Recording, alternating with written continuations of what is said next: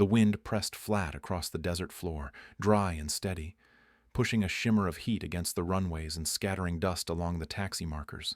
Somewhere beyond the far ridge, a pair of F-16s cut their practice climb in clean arcs, contrails fading like chalk against the sky. On the main pad, 4 F-35s stood in a loose row, matte gray, silent, their edges sharp in the sun.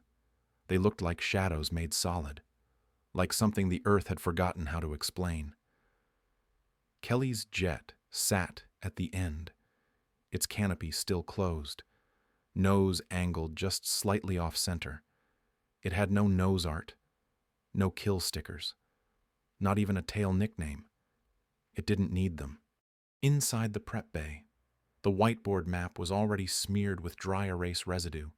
Someone had outlined the engagement zone twice in red and written altitude caps and quick slashes across the north quadrant. 3 call signs sat bunched in the forward edge of the sim field.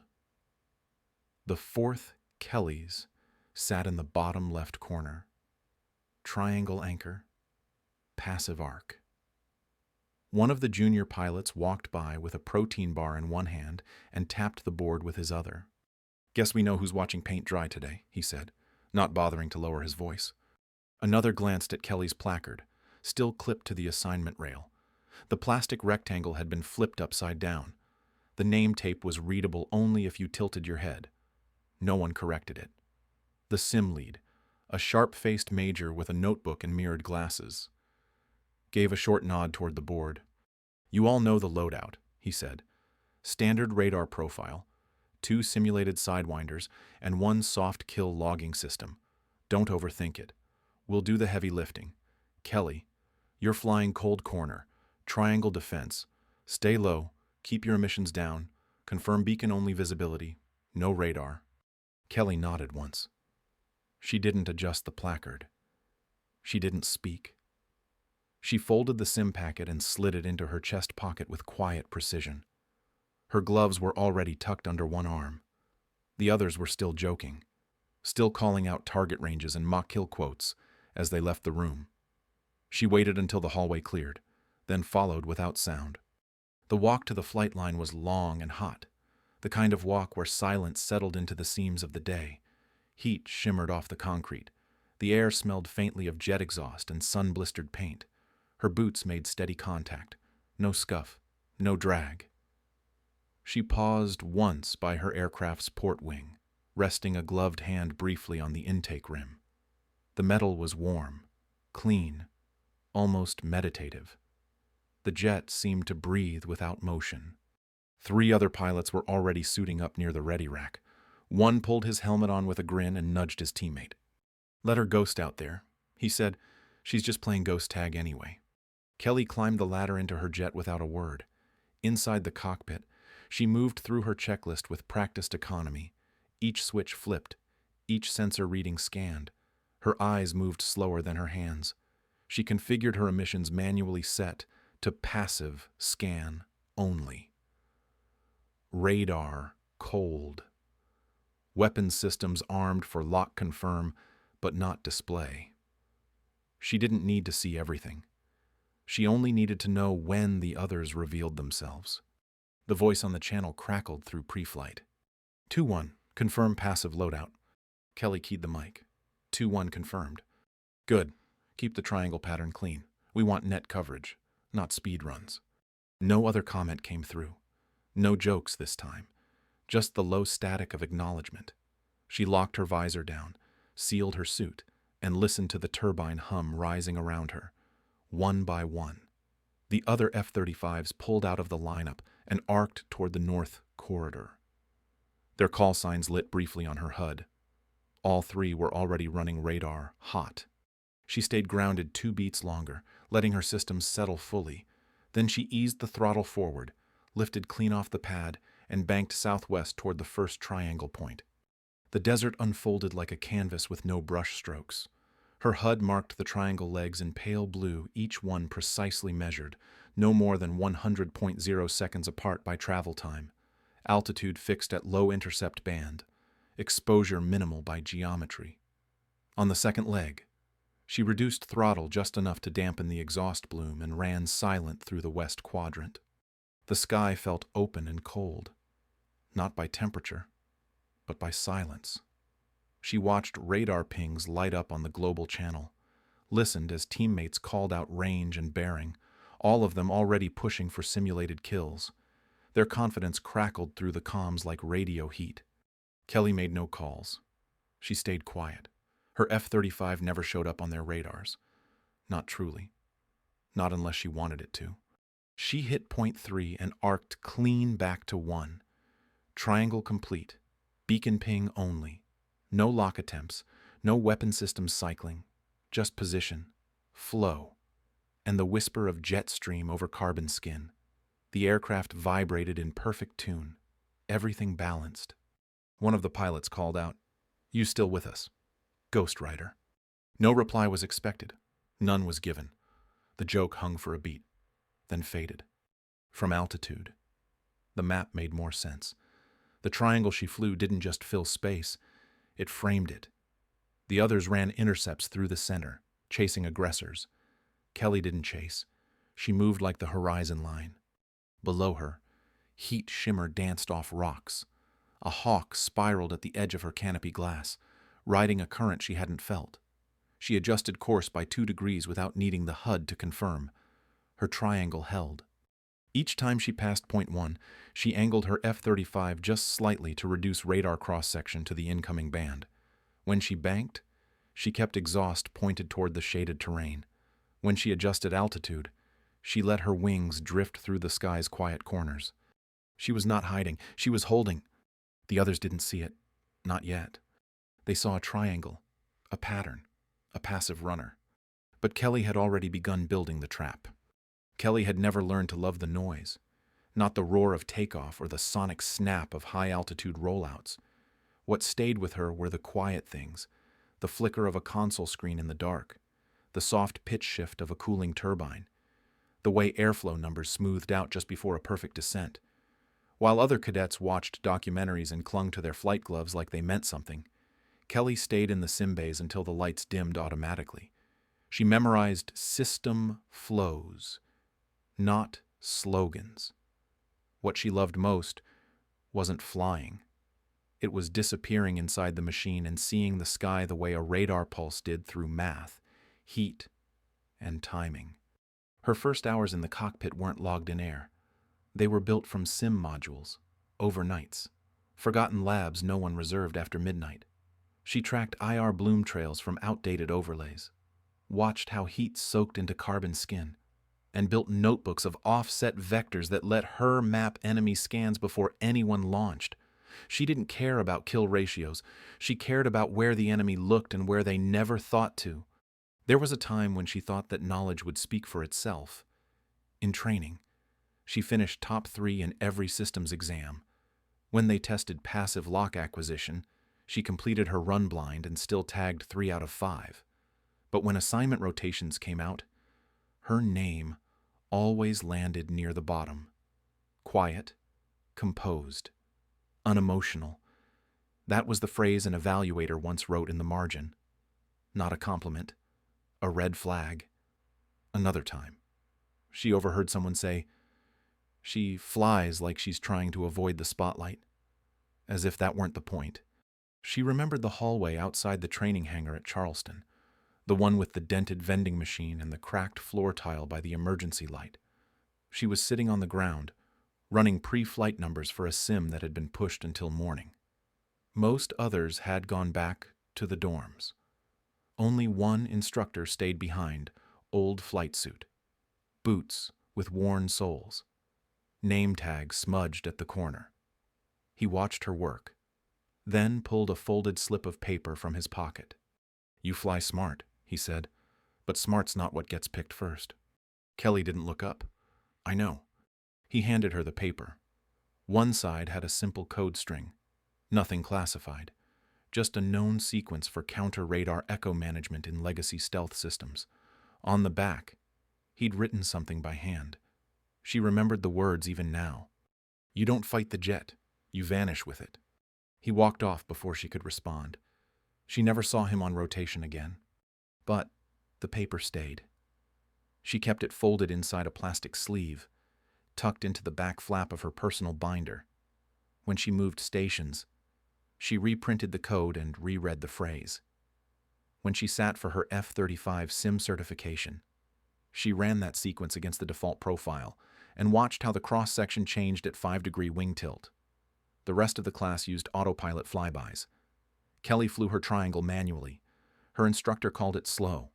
The sim logged it as the lowest detection signature of the month. They didn't promote her for that. They told her to be more decisive in active targeting. Someone else was picked for combat prep. Kelly was moved to systems redundancy evals. She didn't complain. She logged her hours. By the time she reached 100.0 in sim-rated F-35 hours, she had memorized every stealth bloom pattern used in adversary radar. She knew which airbase radars were overcorrected for elevation, which had interference lobes from nearby civilian grids, and which F-22 instructors tended to favor long-range missile lock before merge. She studied not how to fly better, but how to be seen less. Her favorite time of day was just after 0300, when the sim floor fell silent and the techs ran calibration routines. She would plug into the cold seat, strap in with gloves still damp from a previous run, and fly blackout curves with the displays dimmed. No instructor. No comms. No simulation threats. Just her, the interface, and the breathing rhythm of a jet that didn't need light to fly clean. In one corner of her locker, pressed behind the spare gloves and microfiber cloths, sat a folded overlay map. She had drawn it by hand on a storm night at Shepherd, tracing the path of a F-35 during a no-radar sim across mountainous terrain. The triangle pattern she built wasn't decoration. It was function. Each leg angled away from known scan arcs. Each corner dipped into radar shadow zones just long enough to disappear, then reappear where no one expected. That map had been dismissed as too conservative. Another cadet was praised for his aggressive turn inside the enemy cone. He got the top score. Kelly's flight was flagged for insufficient simulated engagement. She didn't argue. She folded the map and kept it. Now, years later, she could still hear the hum of that sim bay, the way the fans spun up at idle, the smell of recycled air and cleaning alcohol, the sound of the toggle switch that always clicked just off-center on the throttle quadrant. That rhythm didn't leave her. Even now, flying live metal, it stayed in her bones. Kelly didn't smile when people overlooked her. She didn't correct them. She let them think what they wanted. The louder they talked, the more they exposed, the more they scanned, the more heat they left behind. All she had to do was wait. The sky was full of openings. She had mapped everyone. While the others ran formation drills and practiced voice comms, she studied the F-35's IR suppression curves. She understood how to hold throttle just under threshold to avoid a passive sensor bloom. She flew with the canopy reflection angled low, gear doors flush, and radar dome set to auto mask. In her world, silence wasn't absence. It was control. The jet didn't need to be flashy. It needed to disappear on cue. That was the art. She was never selected for forward escort, never given lead call. But her record was unbroken for flight stability and signature control. Instructors stopped challenging her emissions readings. Her logs always passed the first time. She earned no awards, no decorations, just time, just knowledge. Now, flying over the desert in a full sim drill, listening to the radio crackle with jokes and feigned bravado, she didn't flinch. She remembered every time someone had called her passive, every upside-down placard, every rotation she flew in the shadow of louder names. She didn't need noise to fly. She didn't need attention to win. They hadn't seen her yet, not really. But they would. The main hangar smelled faintly of dust, ozone, and synthetic grease. Fluorescent lights buzzed overhead as the pilots filed into the briefing room, their flight suits half-zipped, helmets clipped to one hip. The projection screen lit up with the map of the simulation range. Red team, Aggressors would fly out of the northwest corner. High speed and hot radar. Blue team, their team, would hold the lower airspace and defend a mock strategic corridor. The instructors moved through the overview with tight phrasing and clipped gestures. Altitude bands, threat vectors, kill registration rules. Kelly stood near the back, gloves looped through her belt, boots squared, listening without speaking. Her name was never said aloud. When it came time to assign roles, the sim lead swept one hand over the board and tapped 3 names at the center of the map. Then, without turning, he tapped the lower left corner and said, 2-1. You're running passive triangle. Low-risk coverage. Hold steady. No radar. No engagement unless logged. No eye contact, no pause. The other 3 pilots glanced toward her, then back at the board. One of them, Marcus Day, leaned closer and flipped her placard upside down on the tray. The move was so casual, so offhand, it almost looked like habit. The others chuckled. No one corrected it. Another voice came from near the front, half laughing. Just log your triangle and try not to fall asleep. Kelly didn't respond. She folded the printed sim notes, slid them into her sleeve pocket, and looked once at the board. Her call sign 2-1 sat at the very edge of the sim range, anchoring a flight path that would circle through cold zones and blind valleys. That was her space. The lead moved on. Weapons simulation is soft lock only. IR and radar kill counts tracked automatically. We're not looking for heroics. We're looking for coverage. That last word landed differently on everyone. For some, it meant territory. For Kelly, it meant shadow.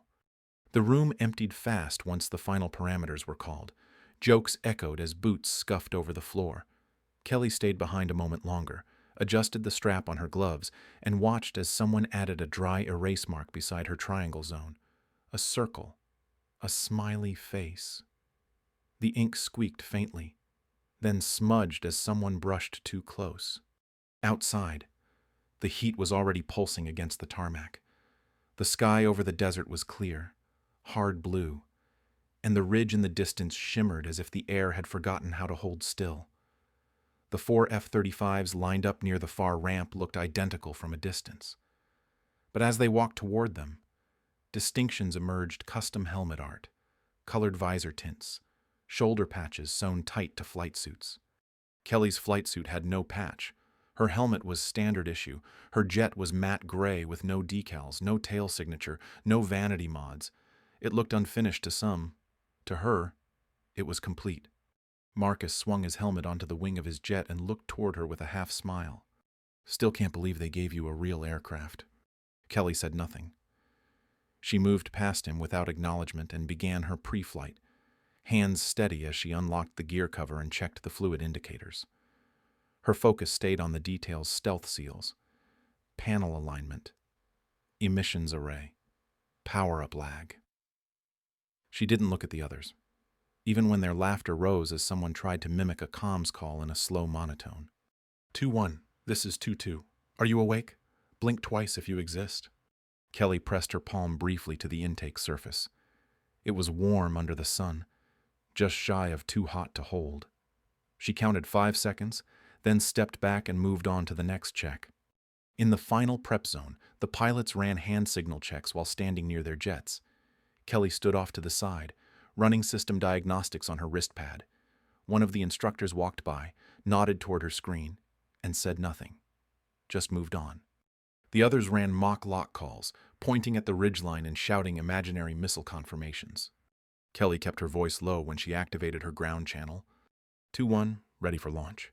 Static came through first, then a voice, amused. Copy. 2-1. Ghost lead confirmed. Someone wake me if she pings. The laughter wasn't loud, but it was sharp. In the cockpit, the canopy lowered with a slow hiss. The desert sound disappeared under seal. Inside, the world narrowed, her HUD lit in a controlled cascade. No dramatic startup tones, just the quiet progressions of a system coming alive in layers.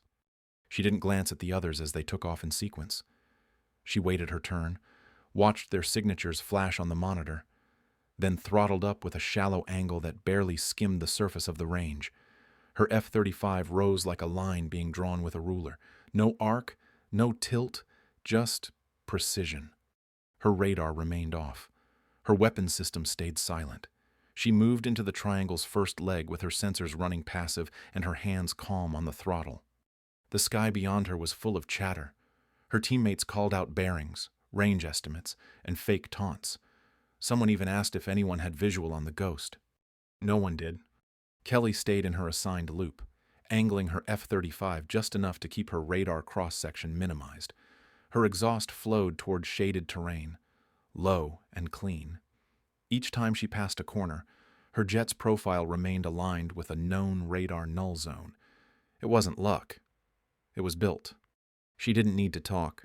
She needed to hold. The mission timer rolled forward. The others began to escalate.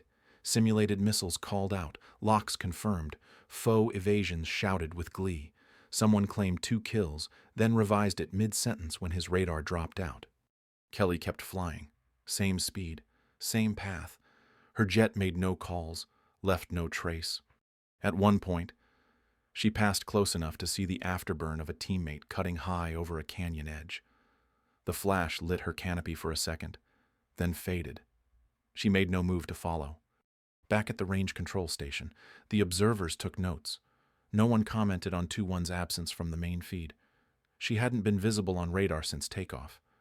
The intern monitoring the heat maps shrugged and said, maybe her systems lagged. The lead instructor didn't respond. He watched the map for another 30 seconds, then said, no, that's a profile curve. She's still flying.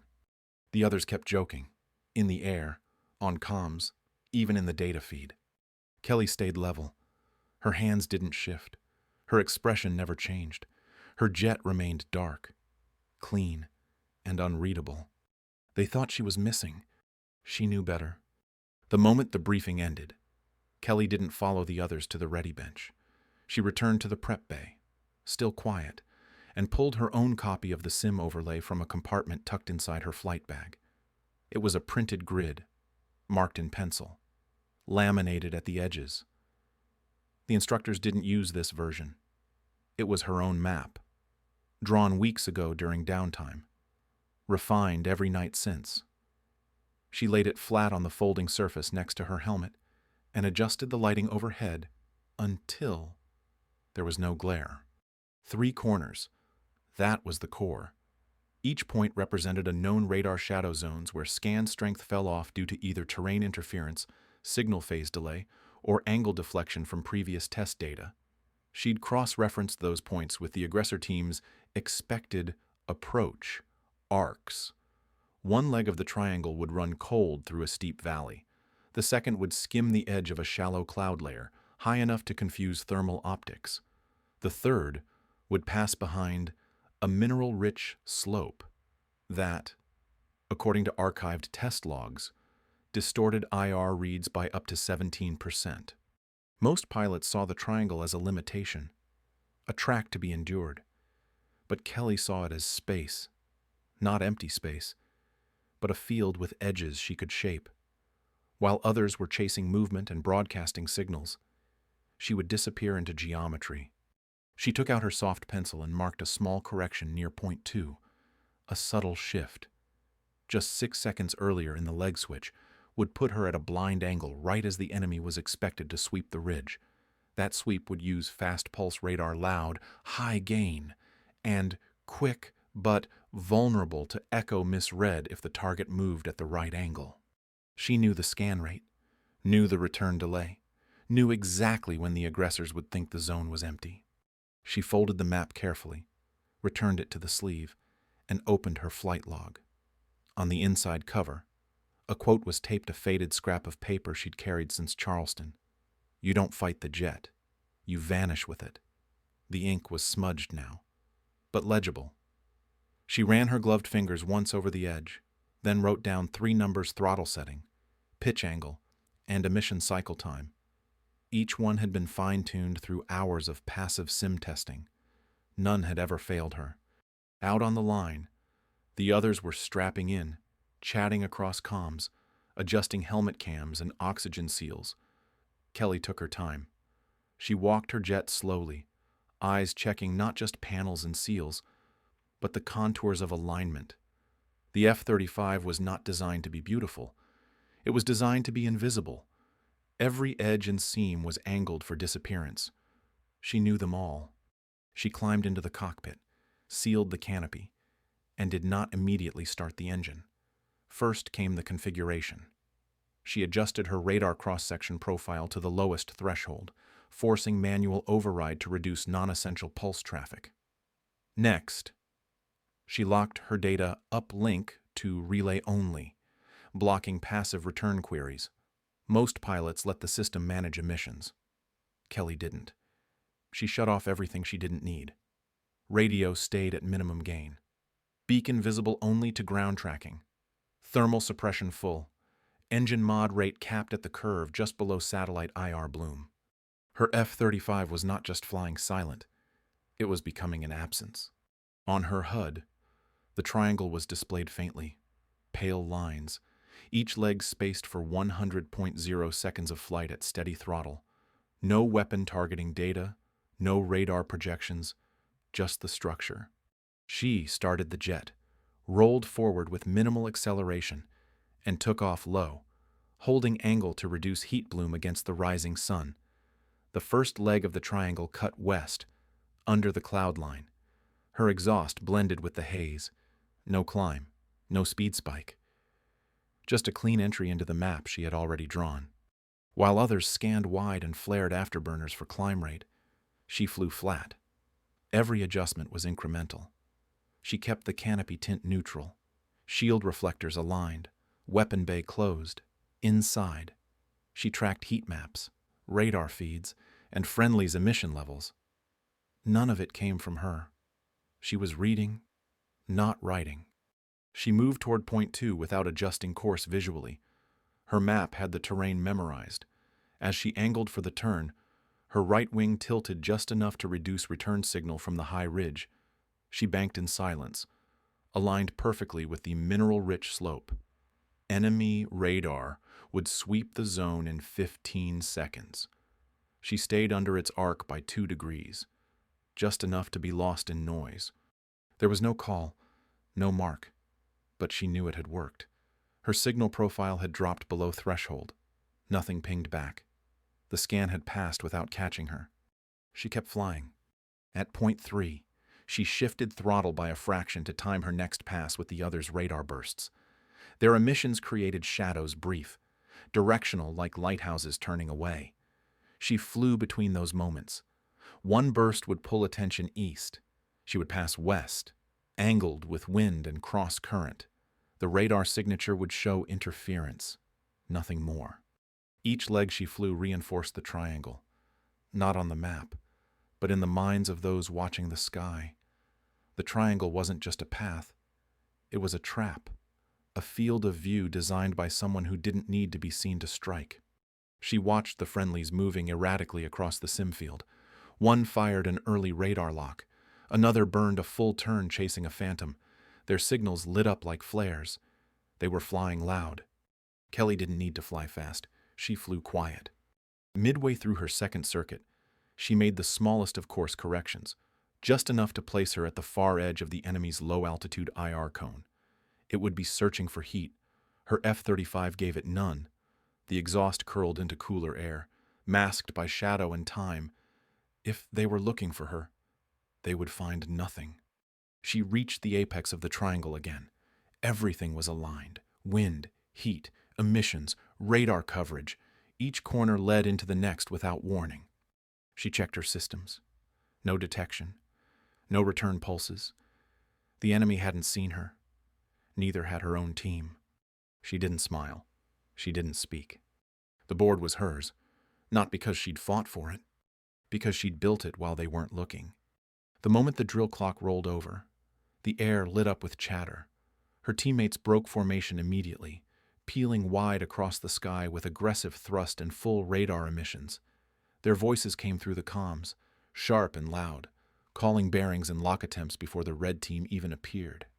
2-3, turning east got a spike off the ridge. 2-4 going high. I'll draw them left. 2-2 has one tagged 95 miles. Locking up now. Kelly made no call. She stayed on her line. Her emissions were at 0. No radar, no active sensors. Her jet moved like a glider inside a perfectly carved corridor, holding the first leg of the triangle with 100.0 seconds of distance before the first pivot. To anyone looking, she wasn't there. The aggressor squadron arrived fast, 3 jets, low signature, probably flying the newer Rafale variants the instructors like to rotate through. High maneuverability, capable of simulated IR locks without warning. They swept in from the North Ridge, hunting the loudest targets first. The fight was underway before most of the range even knew the enemy had crossed in. Kelly didn't need to turn her head. Her passive sensors lit the interior of her HUD with heat distortion and thrust bloom. She saw the enemy jets the same way you saw headlights in fog shapes behind shapes. Movement, without detail. One of her teammates called out, voice tight, "They're pushing hard. I've got tone. He's weight break. Break." That voice cut off. Her kill log updated silently. 2-3 eliminated. She adjusted nothing. The second leg of her triangle led her along the edge of a cooling shelf high ground to the west that reflected thermal readings upward. She drifted just beneath it, letting her signature blend with the terrain temperature. The Rafales angled in hard. Chasing 2-2 now. His radar emissions pulsed like flares, drawing lines across the range. He was fast, sharp, and loud. He was also exactly where they wanted him. 2-2 evading, he said. "Someone get eyes on me. Kelly, you up." No response. Not because she didn't hear him, because she was watching the sweep. As he dove, the lead Rafale throttled forward, cutting his escape route into a rising arc. That arc clipped the bottom corner of her map point 2, the precise edge of her triangle, a known blind spot to their radar, a sharp corner that created just enough shadow for a passive lock. Kelly turned her jet 32 degrees right, slowed throttle by 5%, angled her belly to the sun, and let the onboard system whisper the confirmation. Lock acquired. The Rafale never saw her. The kill registered in the log, 1 for 2-1. She turned back to course before the pilot knew what happened. Another voice came through, breathless. "I think we just lost him. Who got that shot?" No one answered. Kelly flew on. Her HUD displayed the triangle path in translucent lines, barely visible unless she looked for them. Each leg of the pattern was positioned so that enemy movement through the range would cross it naturally, unknowingly. She didn't chase. She didn't intercept. She waited. The space did the work. The third enemy jet flared hot and fast, banking toward the far canyon to pick up another blue team signal. The fighter's angle put it briefly above terrain level, right into the thinning airspace where IR detection rose sharply. Kelly did not increase speed. She didn't need to. She moved as if the jet would arrive precisely where she had predicted. At point 3, she cut altitude by 10 feet, adjusted her pitch, and let the nose of the F-35 align naturally.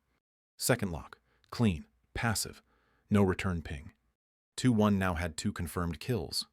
Still no radar, still no comms. The triangle was closing. She started her final pass back toward point 1. The remaining teammate 2-4 was calling for coverage, not knowing he was already in the process of being outmaneuvered. The last Rafale had turned inward, looping behind him in a wide arc.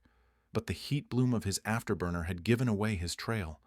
Kelly had watched it roll through the sky like a signature written in fire. She moved upwind of the jet, placing herself in the exact angle where radar diffraction from the canyon wall would mask her position.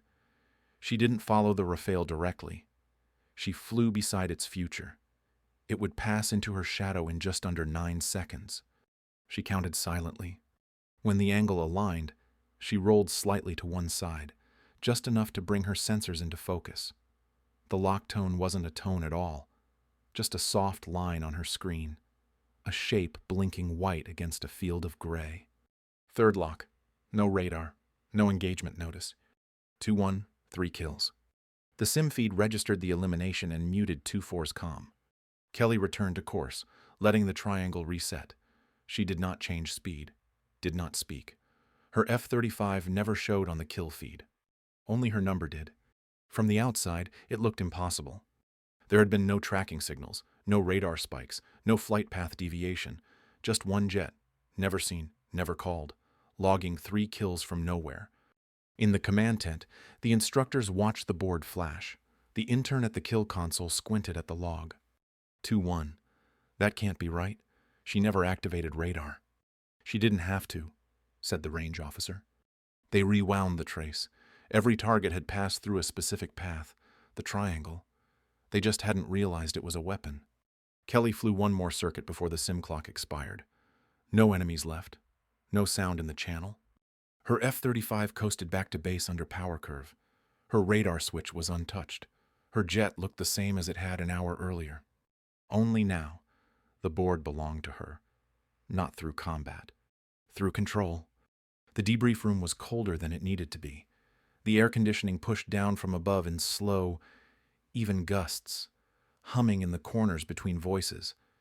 But no one spoke. The 3 pilots who had flown with her sat in the first row, shoulders hunched slightly, helmets resting on the bench beside them.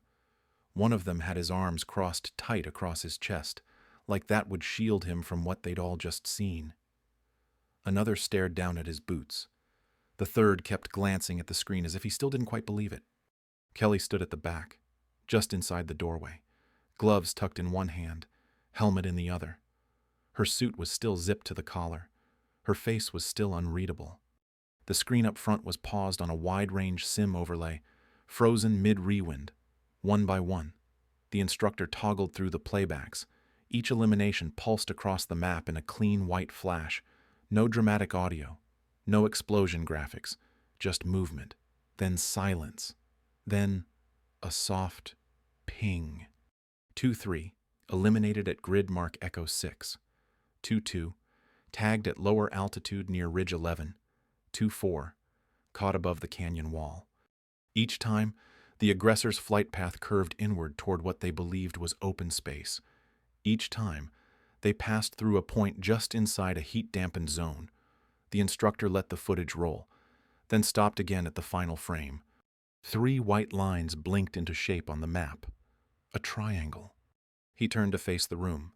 None of those kills were from radar, he said. She never powered it on. Not once. No one answered. He tapped the screen again, this time showing the telemetry logs. The triangle held steady, unmoved throughout the entire drill. Speed, altitude, vector all consistent. No lockouts, no evasions, no climbouts.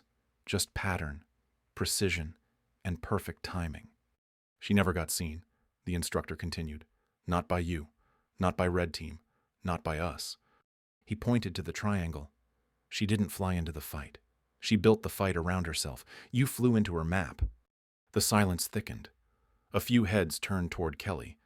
None held the same expression they'd worn that morning. The instructor walked to the side of the room, picked up the placard that had been flipped upside down at briefing. He studied it for a moment, then brought it back across the space and handed it to her directly. It was right side up now. Kelly took it without a word. Behind her, one of the pilots cleared his throat. No apology came out. Just a small breath. Cut short. He looked away. The instructor nodded once. Debrief dismissed. No one moved at first. Then boots scraped against tile. Helmets were picked up. The 3 pilots filed past her without comment, each slower than the last. One of them hesitated near the door, then offered a quick glance toward her, half respect, half regret, but she didn't return it. She was already pulling the flight log from her sleeve pocket. She crossed to the side table where her flight binder sat, opened it, wrote the time, marked the date. No comment. Just the ink of one more line added to a ledger no one else had seen before today. The instructor remained by the console, watching her without speaking. When she closed the logbook and tucked it back into her bag, he gave the smallest nod. Not approval.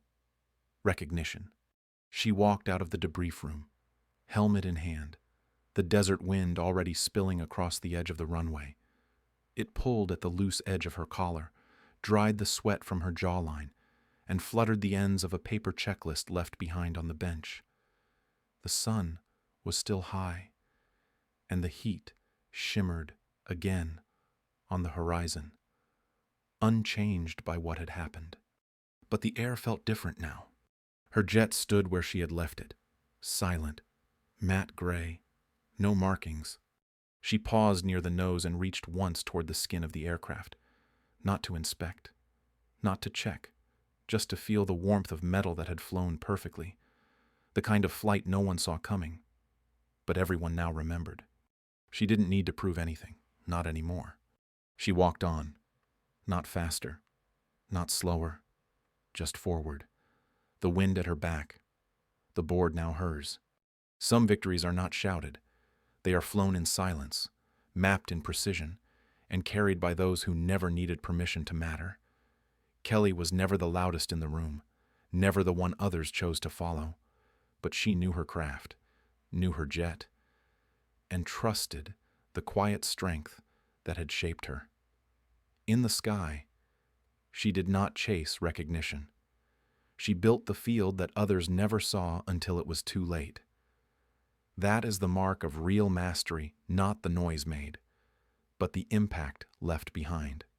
If you've ever been overlooked for being quiet, for doing things your own way, let Kelly's flight remind you that silence does not mean absence. It can mean control, it can mean power, and it can mean you were always right where you needed to be. Share your thoughts below, and follow for more stories of quiet resilience and earned respect.